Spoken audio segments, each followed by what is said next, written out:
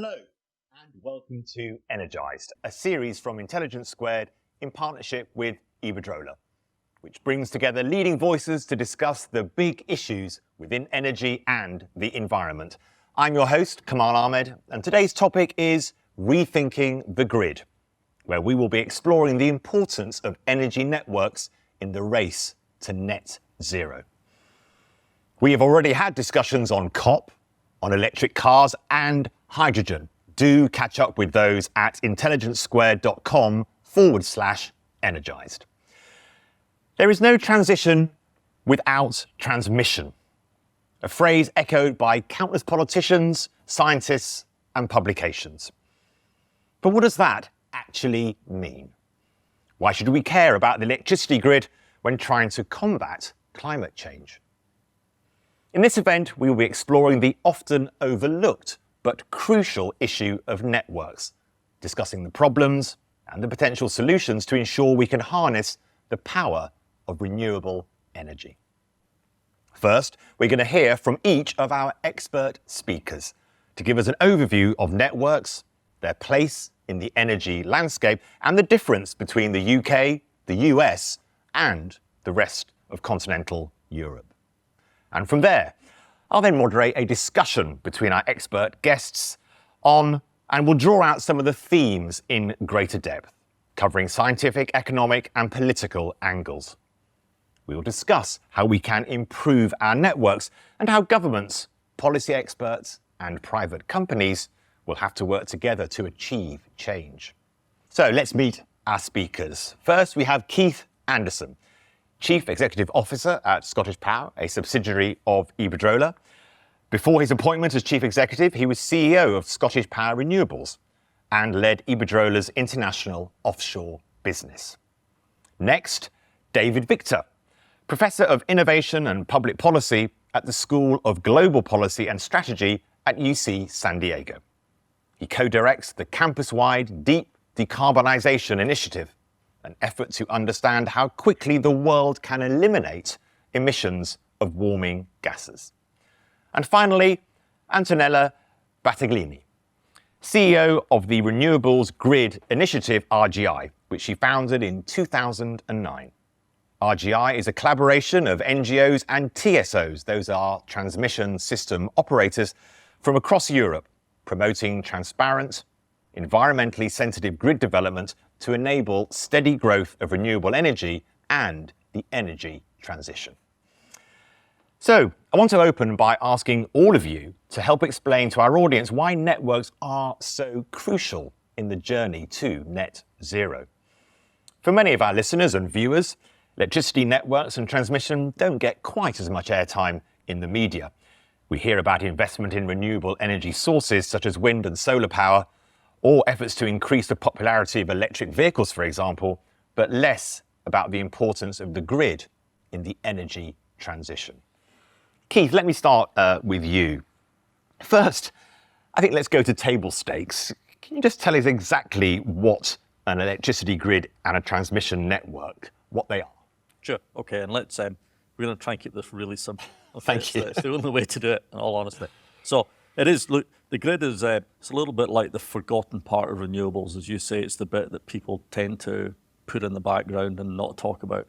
But it is probably the most essential thing we need to look at and focus on. So what is it we're talking about? The grid, at its highest level, that's how we get the power from the wind farm, the generating station, to your home, to your business. Look at it in two bits. There's a transmission system and a distribution system. The transmission system is the huge big poles and wires, huge big metal steel structures that you'll see down the side of motorways. And then the distribution systems at a much lower level in terms of its power capacity, and a lot of it's hidden under the street, getting the power straight into your house or into your local business. Probably the best analogy is think about it a little bit like the road system in the UK. The transmission system is like the motorway network. It's shifting huge amounts of transport or power from node to node, and then you split off that transmission system or off that motorway into the A roads, the B roads, down to your streets. That's what the distribution system does, takes it down into that level. So that's what we're talking about at a kind of hopefully high level. Keith, nice and simple, super clear. Thank you so much for that.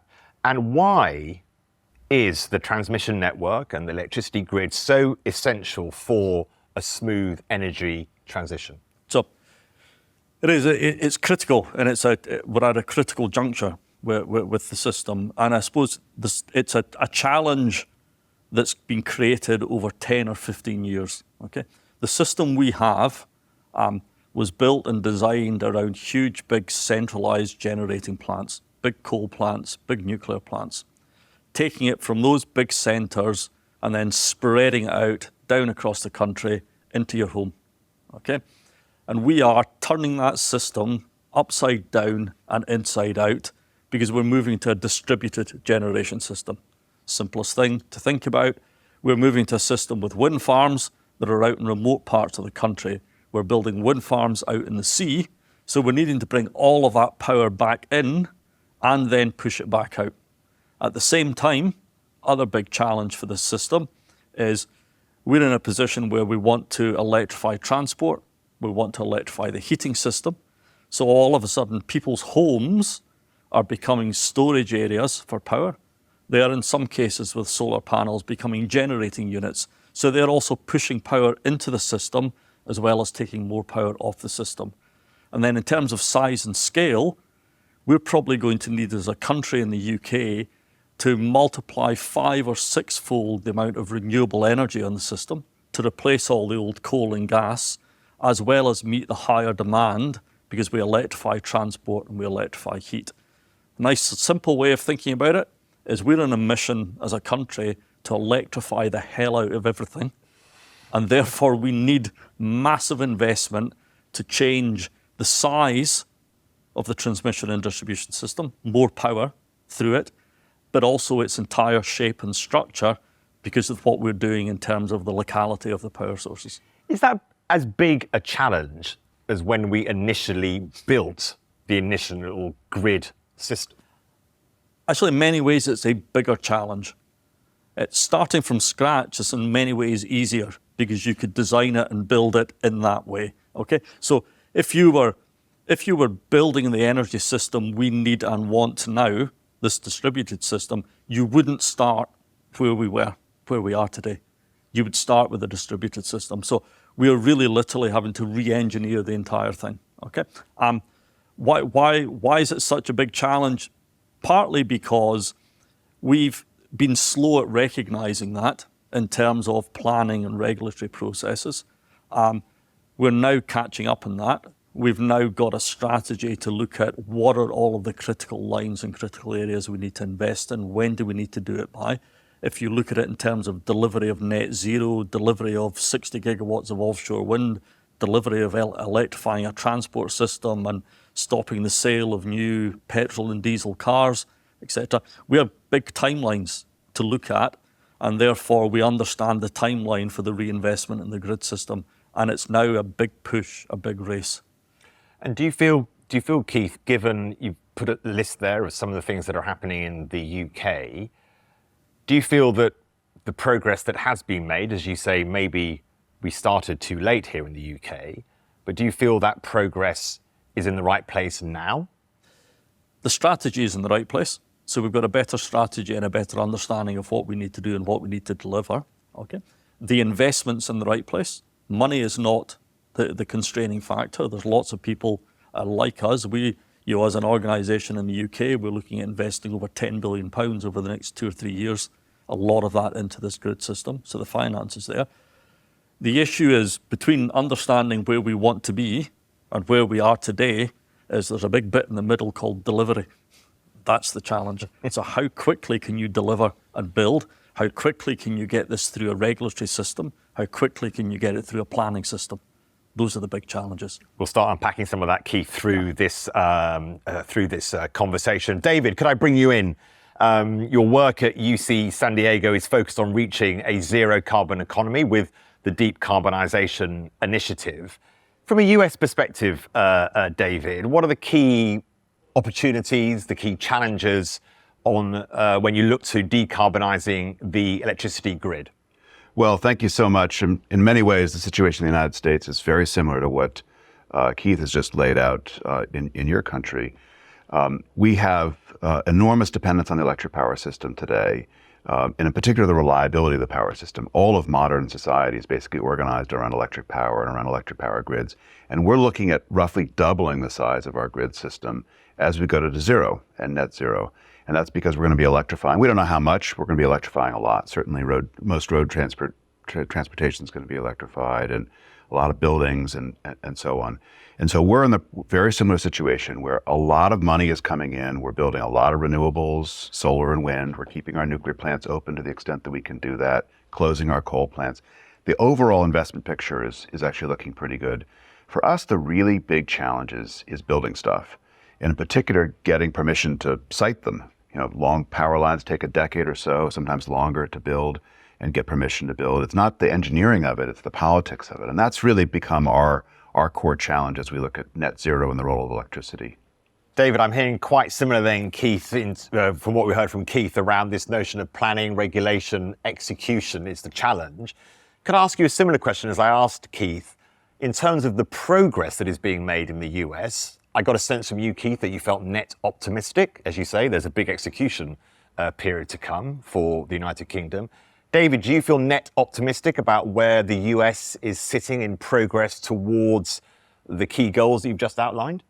I feel optimistic in the sense that we know that electricity is central.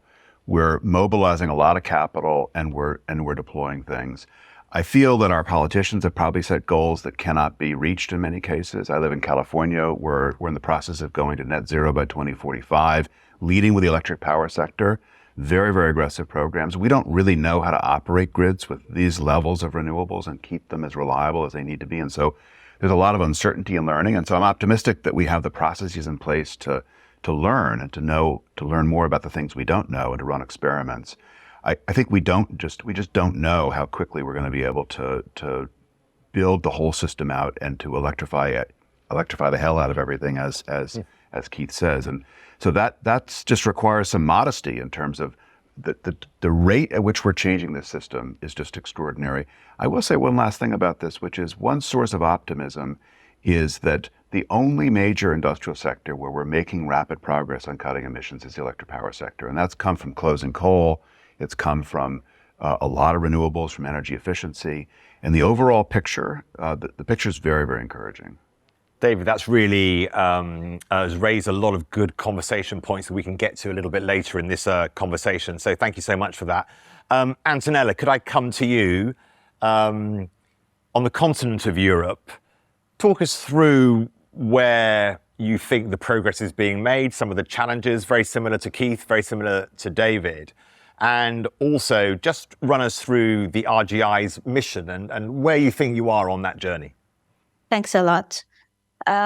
So first of all, I would like to start with RGI because it's a unique organization. And despite the fact that it was founded in 2009, there is still no one like us, nowhere in the world. I set up RGI when I realized that without the electricity grid, we could not grow renewables. And so one of the main problems with with electricity grid has been and continues to be public opposition. Of course, the permitting process is an element of also public opposition. And today we see that this is a common challenge anywhere in the world.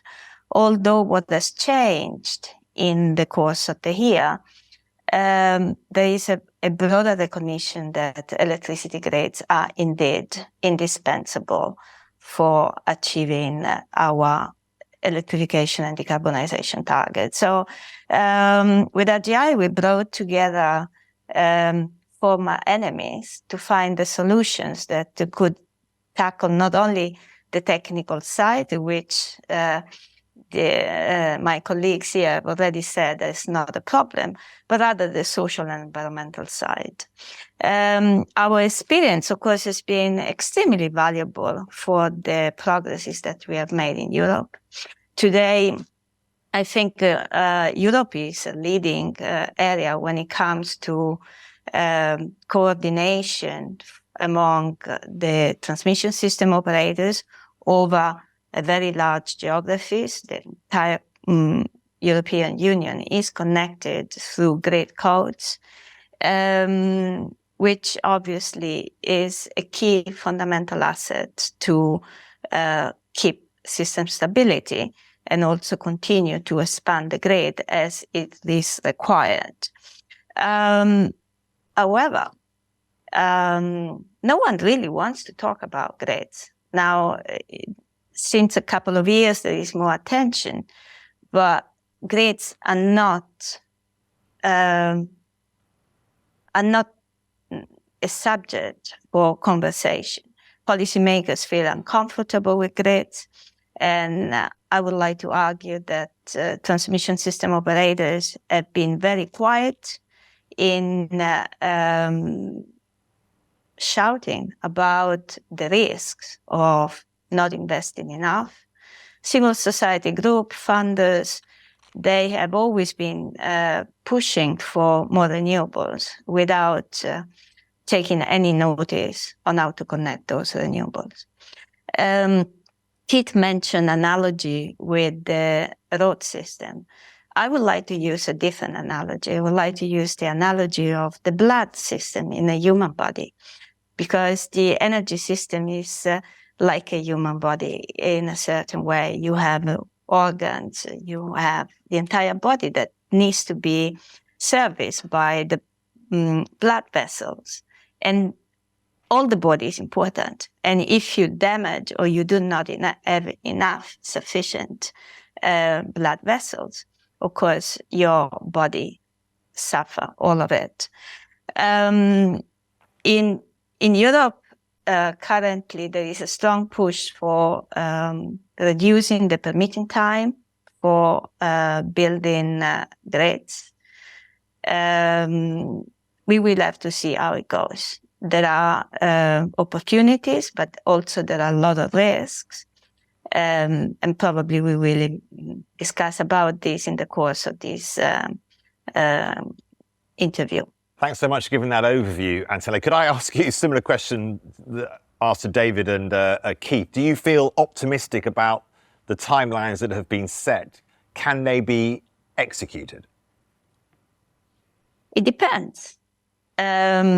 Because the timeline requires a massive amount of infrastructure build-up, not only grids, but also converter stations, renewables. So it's infrastructure that is really massive, and it's going to have impacts on communities, on the workforce, on the supply chain. So it's not just the permitting element that is important, but it's the entire package. And my understanding is that only if we build well, we will be able to build all of it. But if we build badly, we may be able to build faster the first 2, 3, 4, 5, 10 projects, but essentially we will stop and never reach the targets.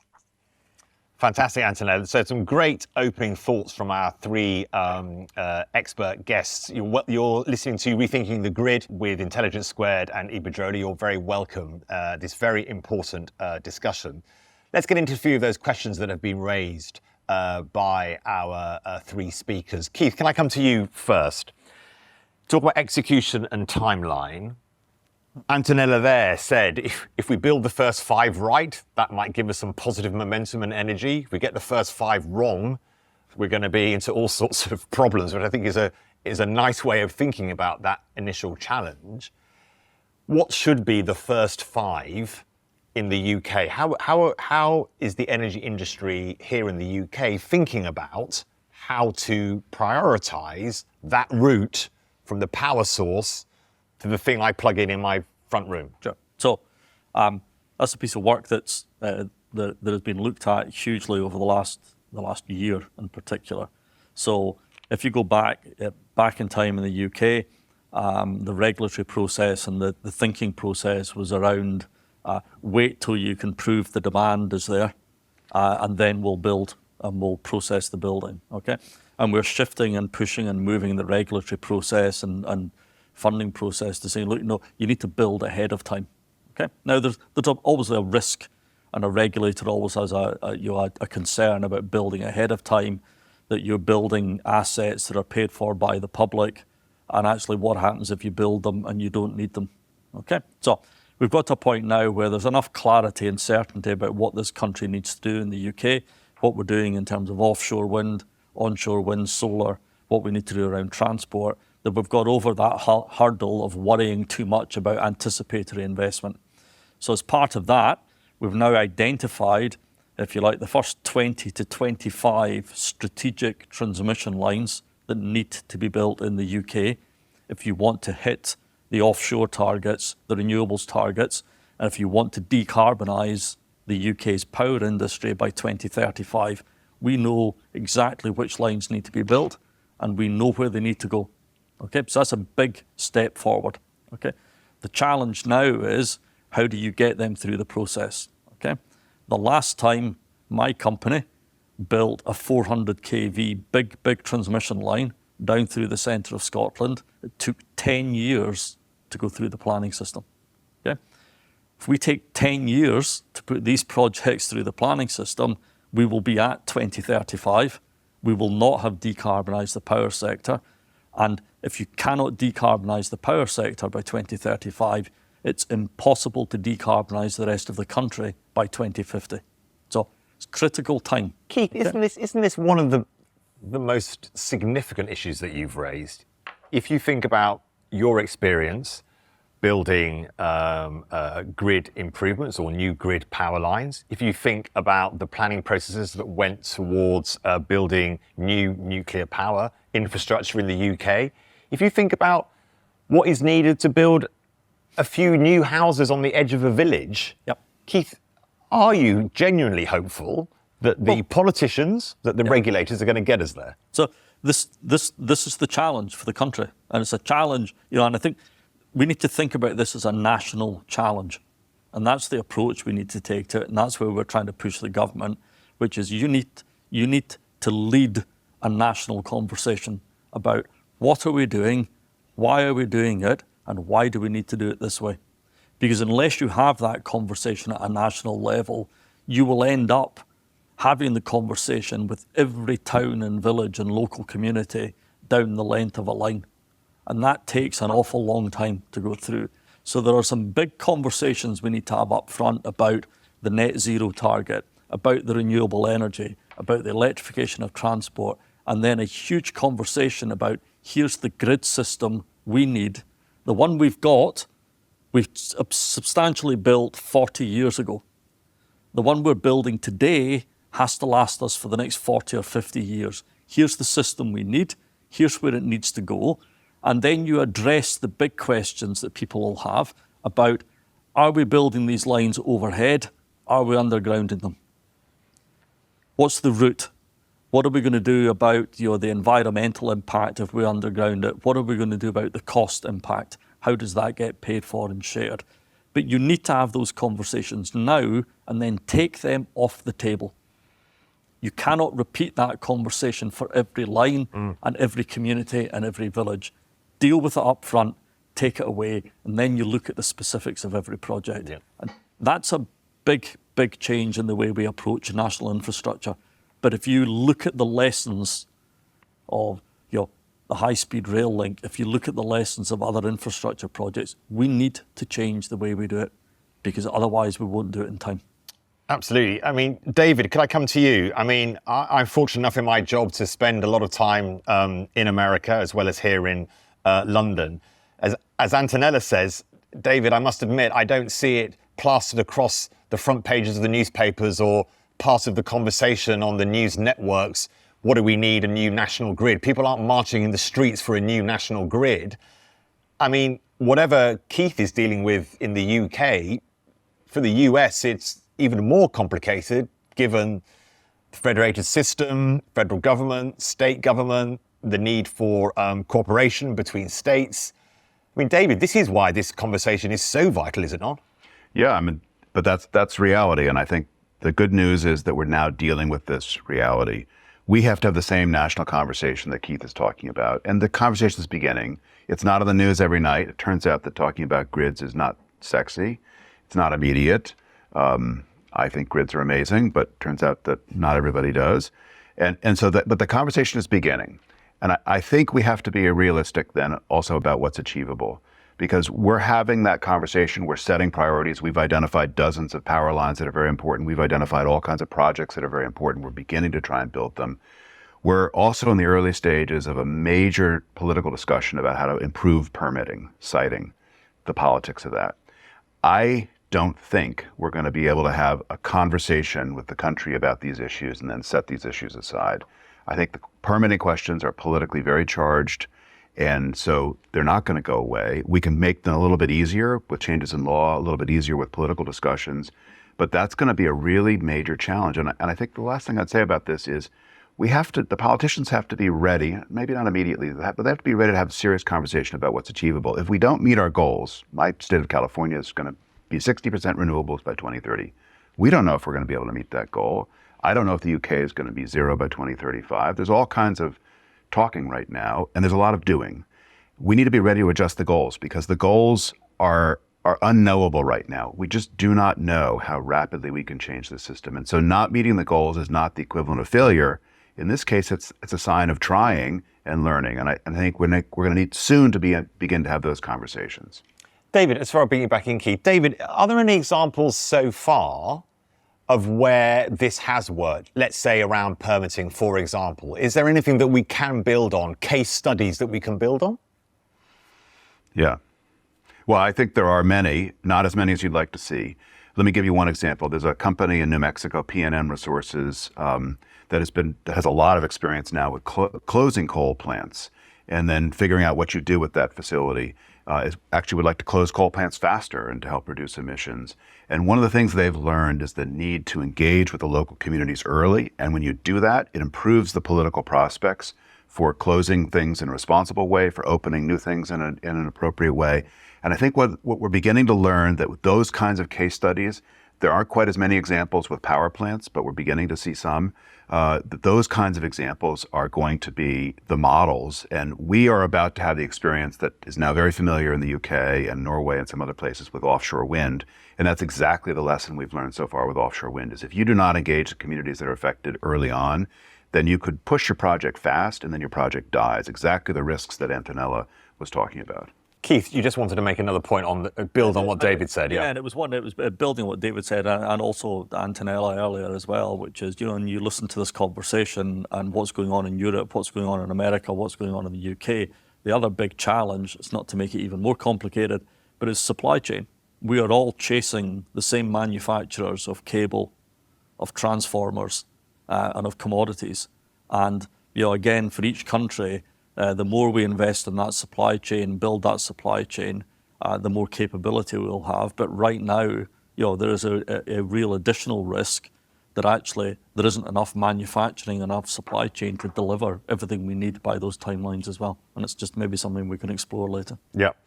Antonella, can I bring you in on that question, but also on sort of private-public and how the different stakeholders can come together to get the type of progress that both Keith and David have outlined. Again, I'm really thinking or exploring, are there examples of good practice? And what's your sense about European cooperation, obviously under the umbrella of the EU, but still there could be national tensions, different national approaches, which are very, can sometimes create some conflict between different countries and journeys towards net zero. What's your sense across Europe, thinking particularly about public, private and partnership? So first I want to mention that I tend to agree with Keith on the fact that we need a national conversation. Of course, this does not replace the need to also engage communities on the power line that is going to be built, so on the corridor. But the national conversation is a kind of education that would probably soften the general public opposition, but also increase awareness about the role of grids. Unfortunately, energy regulators are not keen to approve costs related to this. In the national conversation, we, however, also need to talk about what is the future that we are creating. Because in this group, we tend to agree that electrification is what we really want, electrify everything. I also share this because electricity is the most efficient way of fueling our economies. However, there are other visions of the future. You have had a program on hydrogen. Hydrogen is so dominant in the European context and not only in the global context. And so I think that stakeholders have a legitimate right to ask, what do we build the system for?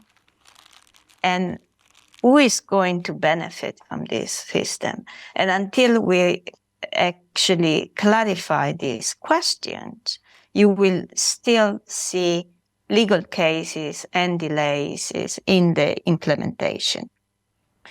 About the supply chain, I would like to mention here that TenneT has adopted, TenneT is the Dutch-German TSOs, TenneT has adopted a new procurement approach that is giving certainty to suppliers, and therefore it promotes and supports the build-up of manufacturing capabilities. Generally speaking, the TSOs are very conservative actors, but the change is so fast that we need to get out of the comfort zone and really experiment with new approaches. So TenneT is one. The wind industry is doing something similar. And I would really recommend everybody to look at it. And are you seeing, Antonella, thank you for that, are you seeing, Antonella, public-private partnership in Europe where business is working with government and regulators to really take the action that we need to see? Well, in Europe, most of the electricity grid, if not all, is a national monopoly. So it is strictly linked to the public decision on energy policy. And there is almost not distinction from one and the other. What is probably now happening with more clarity on the targets, which are not great targets, but are renewable targets, there is an increase in awareness that a strong public-private partnership should happen to reinforce the manufacturing side, the European manufacturers. That's really helpful. Well, maybe, Keith, we should go back to nationalising a bit of our national grid. The grid is it's in many ways and definitions, it's a national infrastructure asset, and that's why it is, it's held, if you like, in the hands of monopolies because of that, and that's why the regulatory process exists, because it's there for the greater good. That's why it's funded and paid for the way it is, because it's there for the greater good, and we spread the costs over a long, long period of time. I think, Antonella raises a great point about what's going on with the TOs and in the north of Europe, particularly organisations like TenneT. And I think this is if you like, I'd said we moved the regulatory process in the UK to looking at anticipatory investment, which is step one. Step two is exactly what Antonella's talking about, which is how do you create those partnerships, the strategic partnerships with the supply chain to encourage more investment and faster investment in manufacturing capacity? And the big prize or trick for the UK, which we've not been that great at achieving over the last 10 years, is how do you get that investment in manufacturing and supply chain in this country? And how do we encourage that? Because that's where you'll get more private investment coming in as well. It's where you'll get more jobs, you'll get more innovation and more drive. And that's a big economic boost for the country that helps also pay for the future of the grid system. So there's lots and lots of opportunity out there to work between what are essentially monopolies and the competitive market to bring that in. And it's those strategic partnerships that you need to build and grow. The challenge now in the UK is, as a grid company, how can I go and create a 5-10-year strategic partnership with a manufacturer if I don't know the regulatory process allows me to make those investments and allows me to recover that money? Yeah. And that's where we need to push the anticipatory investment conversation even further. Now, Keith, let's go to national specifics. So 25% of the UK's electricity comes from wind power, and the vast majority of that, originates from Scottish wind farms. Just for speaking about Scottish power specifically, how do we get that power to the rest of the UK as efficiently as possible? Sure. So that's a brilliant question, and it's a very, very live debate at this point in time. So right now we have a very good interconnected transmission system. So, the power stations, the wind farms up in the UK, we've got big transmission interconnection down to the rest of the UK. We've got interconnection across to Ireland. And the UK system is also physically interconnected into Europe as well, and into Scandinavia to allow power to flow. But the big challenge for us is, if you look at there's a big program underway to now to look at building massive amount of floating offshore wind around the coast of Scotland, which would create another 25 gigawatts of power. Huge amount of additional power resource that's out there that we should capture and use. That will involve building subsea cables. We've started doing this already. We've built one subsea cable down the west coast from Scotland into the north of Wales. We need to build another 5 or 6 subsea cables to help shift that power about and across the system. And that's a good, effective way of doing it. We still need to invest further in the onshore grid system as well. But those subsea cables and subsea power is a good, fast, effective, efficient way of shifting power around the country. But you're already seeing, aren't you, Keith, that can create controversies where those pipelines come onshore. Yeah, absolutely. Communities don't want to see that type of infrastructure built. This is why there is a need for this conversation. Absolutely. And this is always the truth of it. It's a little bit like offshore wind. I think, politically, there was some thinking that, well, we'll put them offshore, people won't complain about them, they won't see them. It's like the grid. You can put the grid offshore. At some time, it has to come back onshore. You can't get rid of that problem. And until somebody tells me we can Wi-Fi electricity, we need to have the physical wires and substations onshore. And that's why it's so important to have that conversation, because we need to be open, transparent, and honest about what we need to do and what this country needs to build to make this work. David, can I come to you just for some of the US experience, which has been so helpful for our conversation? Obviously, President Biden's Inflation Reduction Act has been seen as a real boost for America's move towards net zero. The incentives for clean energy that are contained in that, with tax, obviously, measures and incentives. Is that all you need in America? I'm sure, obviously, you've raised the issues around regulation, around partnership, etc. But has the IRA really changed the conversation in America in a way that you can see it being very positive? Well, there's no question it's been very positive. It's also changed the conversation in the United States. It's accelerated the reduction in emissions. The U.S. is not going to be on track to cut emissions by about 50% by 2030, which is the Biden administration's goal, the goal that they've said to the world. But we're definitely speeding up the emission reductions. So there's no question that it's had that impact. I think one of the things that's interesting about the United States is that it's a big country. And so parts of the country are windy. Washington, D.C. is windy for other reasons, but the middle of the country is very windy. And so we're going to do a lot of wind power there. We're probably going to do a lot of offshore wind for political reasons, just similar to what Keith said. Southwest, where I live, is very sunny, and so we're going to do a lot of solar there. And so the kind of grid we're going to need and the kinds of grid control systems, they're going to vary a lot, and there's a lot of experimentation underway around that. But when you take a step back, there's no question the Inflation Reduction Act, or our IRA, that has had a really big impact. But it's also created at least 2 big political controversies that I think we need to watch out for. One is there's a huge amount of money being spent very quickly, and that's going to generate its own political opposition. You're starting to see that already in Washington, with investigations and concerns about, are we spending the money wisely? How do we know we're spending the money wisely? And the other big controversy that's emerging is the one related to what Keith was discussing with regard to supply chains. Because we're also trying to get the same materials in the global market. We're going to see a big increase in the need for lithium for batteries, a big increase in the need for copper, a variety of other materials. And we're trying to produce more of that in the United States. And I'm a little concerned that the political blowback, as we try and move those jobs in the United States, the UK tries to move those jobs to the UK, other countries try to move those jobs to their countries away from China, that's going to create some tensions in trade, and those tensions could actually undermine some of what we're trying to do with the clean energy transition, because that's a transition about technology, and that technologies generally benefit when they're sold, supplied, and bought in global markets, and the companies can compete globally in as unfettered a way as possible. That's so true, David, isn't it? That this is a global project, climate.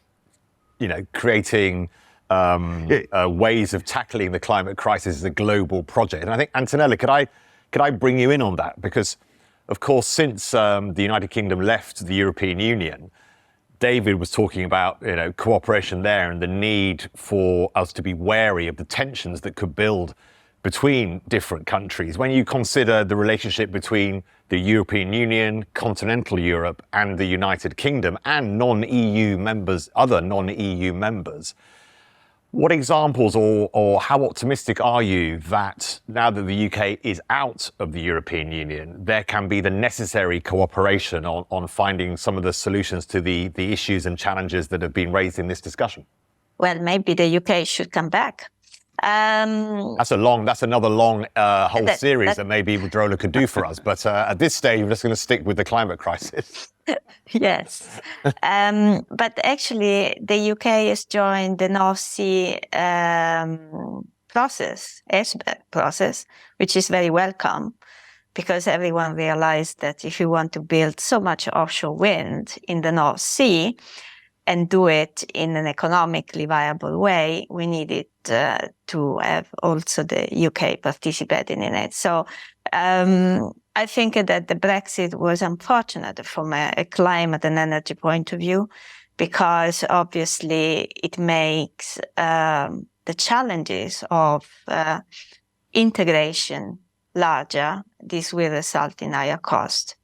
However, in Europe, European Union and in continental Europe, I think there has been huge progresses in expanding the network, not only north-south, but also east-west, and also integrating neighboring countries. I would like to mention that when the war in Ukraine started, Europe was able to actually increase connectivity to Ukraine and Moldavia, thus guaranteeing system stability in that area.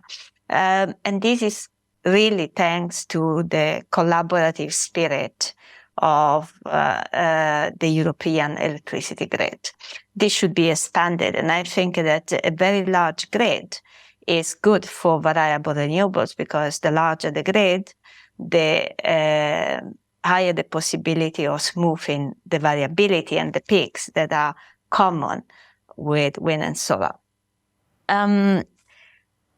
I, however, tend to disagree that climate is a global joint project.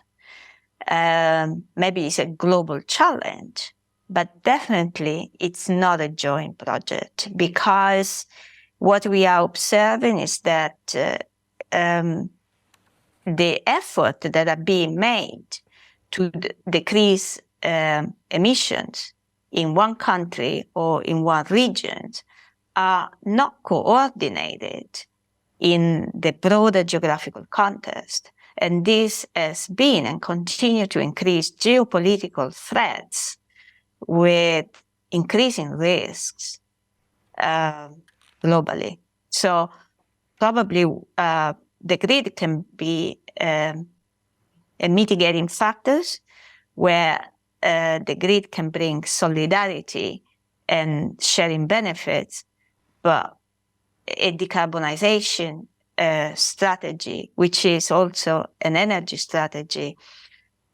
needs to be much more coordinated with neighboring countries and ideally globally. And we are not seeing this happening at all. That's a fascinating challenge, Antonella. Thanks for that.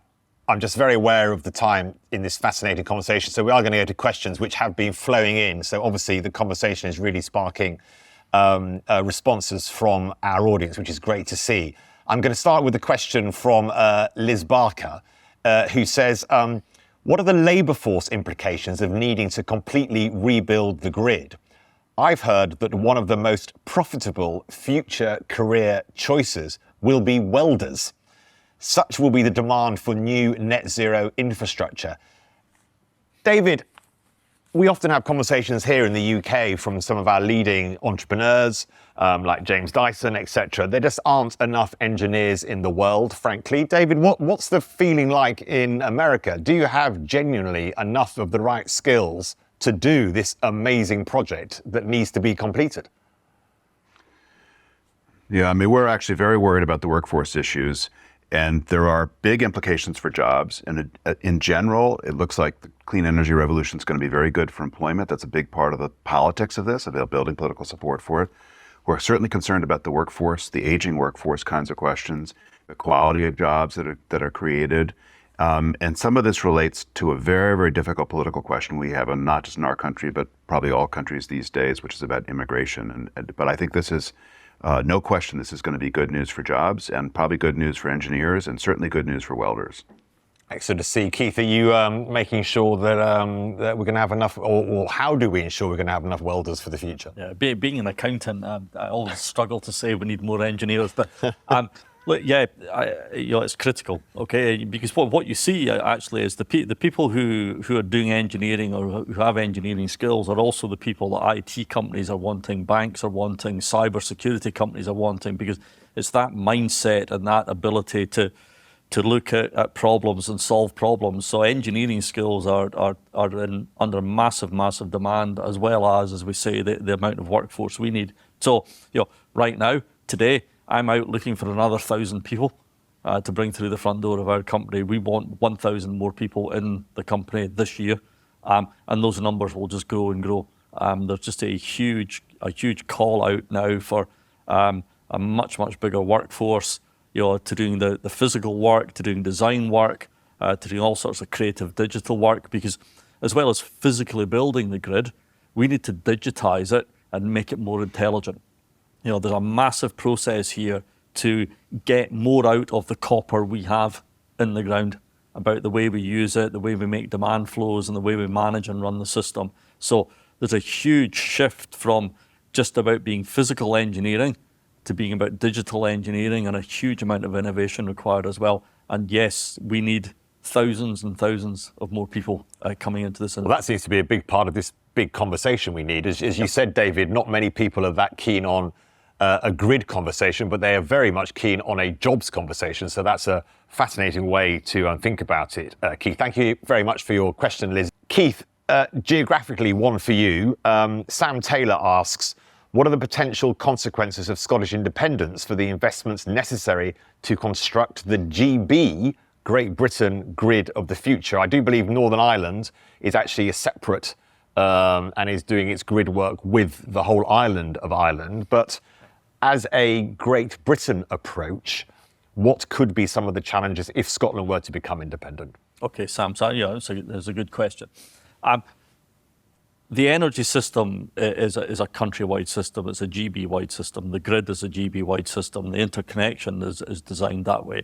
And no matter what happens politically, if you look at almost every country in the world, what countries are doing and moving to is being more interconnected. So I think, no matter what happens politically in the UK or in Scotland, I think it would be almost inconceivable to think that any political party or government would think being less interconnected was a good thing. Therefore, that gives me a lot of confidence that what everybody will want and agree on is keeping the whole system interconnected, looking at how we invest in the system as an entire island, and looking at how we interconnect our island to the rest of the world as well. It's the only answer and the only way of doing it. Antonella, is there the national interconnectedness we need for this project, or where do we need to fill gaps and approaches on the European continent? Well, we are building the grid. We know what we need to do. What I would say is that we need to plan not just for the 10 years ahead, but until full decarbonization, so 20, 25 years. This is a bit of preventive investments that Keith is also requiring. I'm actually optimistic that we will do that, especially considering the impacts of climate change are going to be much more severe and frequent. So people will realize that faster decarbonization is the only way that we can go along with it.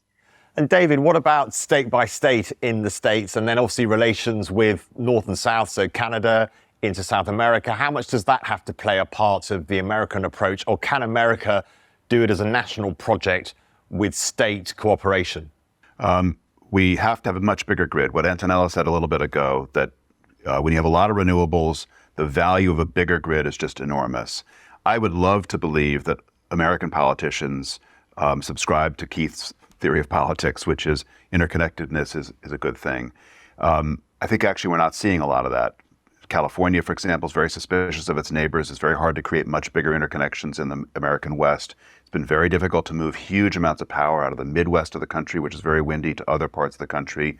Building new power lines, gas pipelines, all kinds of other things in the Northeast is a nightmare. We've just tried to build a power line down from Canada to bring clean hydropower across Maine and New Hampshire into the northeastern part of the United States. That thing has died politically because of local opposition, also some commercial interests and local power plants wanting to keep the value of their local plants higher. So I think this is a national conversation that has to happen. The politics are nasty and brutish and take forever.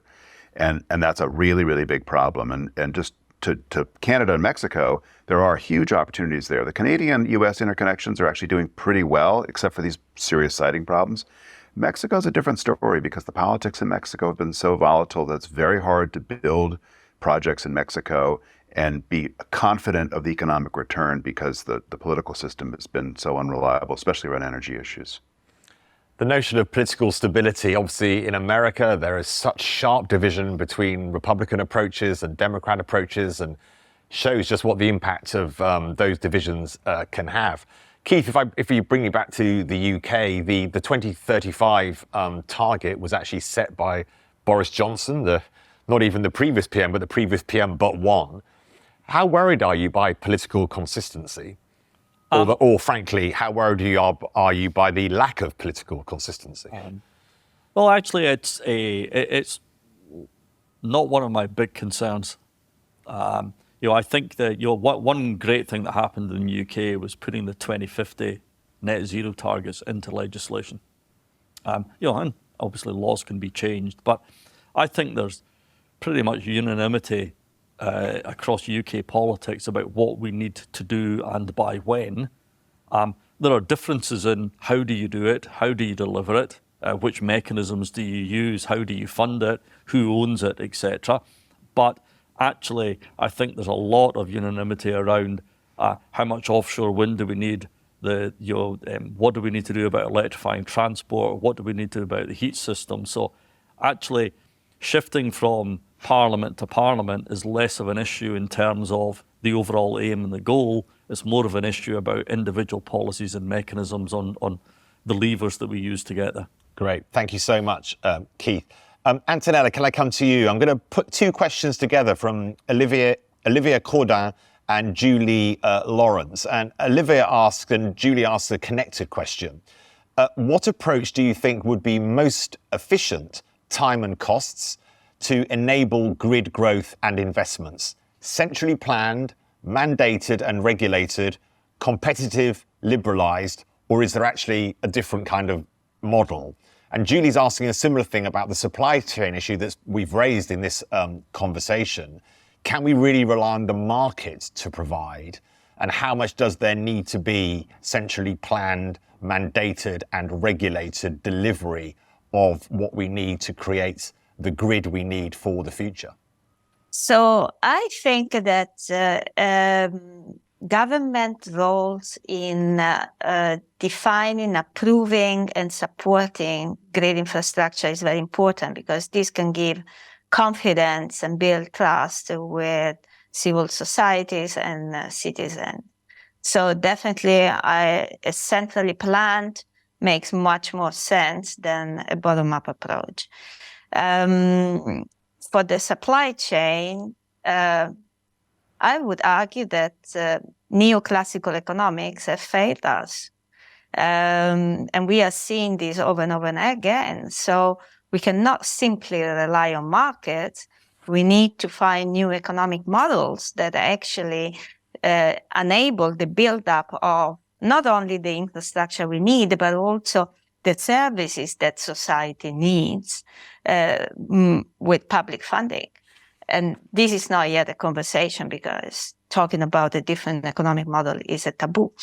I want to add one additional element. If we want to build the grid fast and at the scale we need to accept that we need to protect nature and people.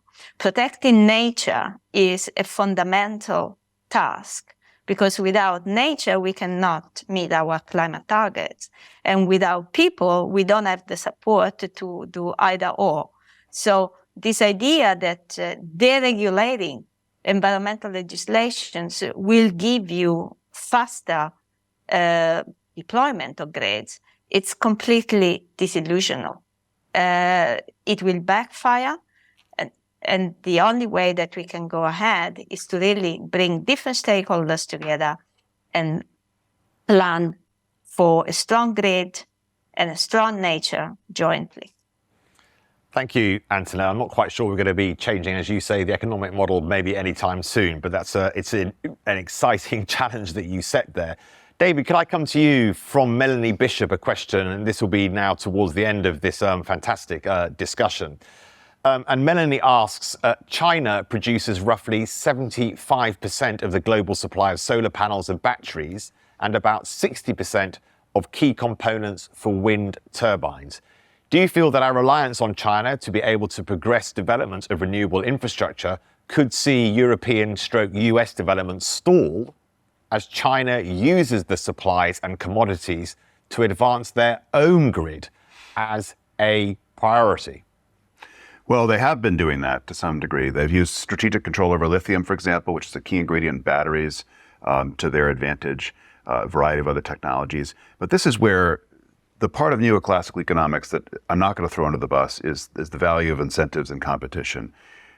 Lots of Western governments have now created incentives to produce more lithium and other critical materials closer to home, also more solar panels, more semiconductor fabrication, and it's happening. And I think as the Chinese see more competition in the global market, then they're going to have less power and lower capabilities to basically control that market. So that's good news. I think that competition is going to be critical to ensuring reliable supply. I am, as I said earlier, a little worried that we go too far and we try and nationalize all these supply chains. What we need is diversity. And diversity, to kind of paraphrase Churchill from the conversion of the British fleet from coal to oil, diversity is what produces security. And we need, right now, we're too dependent on China. We need to reduce that dependence, create more diversity. And then I'm pretty confident that we're actually going to see a much more reliable system of supply chains. Thanks so much, David. We're coming to the end of this fantastic, energized debate in partnership with Intelligence Squared and Iberdrola. Thank you so much for their support. But Keith, I want to come to you for a final thought to leave us with something that we can understand the challenges that are coming ahead of us. After the discussion we've had, the great discussion we had, how optimistic are you, or why are you optimistic, as you suggested at the beginning of this conversation, that we can hit the targets given the challenges that we have had so well explained during this conversation? Ultimately, because the consequences of not hitting it are so horrific, and I think that's what will hit home ultimately to everybody. We know as a country we need to do this and we have to deliver it. We know we can do it. We've got all of the technology available to us. We've got all of the expertise available to us. We just need to put shovels in the ground and get on with it. And so I remain optimistic that we'll do it and we'll deliver it. Thank you so much. Thank you, Antonella. Thank you, David. Thank you, Keith, for such an interesting and engaged conversation on, I must admit, something that I maybe wasn't as focused on at the beginning of this conversation, as I will be after this conversation. Thanks again to Intelligence Squared, to Iberdrola, and thank you to you, the audience, for watching. Do go for future events to IntelligenceSquared.com. Thank you very much for watching, and do keep following Intelligence Squared. Thank you.